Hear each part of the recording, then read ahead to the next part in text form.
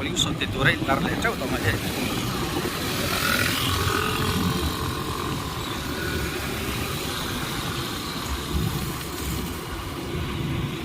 an thanem le to hle mai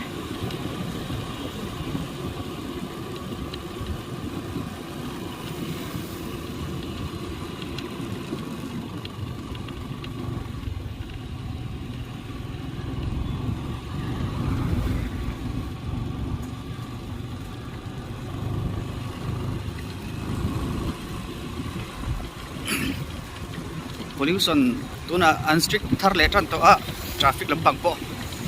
pollution ti tur po a all te lul nen kan unstrict chia entlar le treu amain pollution ti turom lo ti khan tlar ngai lo khan ti thei reng bole thina na mi zo te hi chu thil ti huk chi kan ni ti hi chiang em ya ta are ni len ngai lo khan ke po ma khan kat ka ni ve thaw tiang kha ma se ka pollution kha thi to ti ka lo hriat lo wang ania a thi to chuan ka renew hal se la gi chu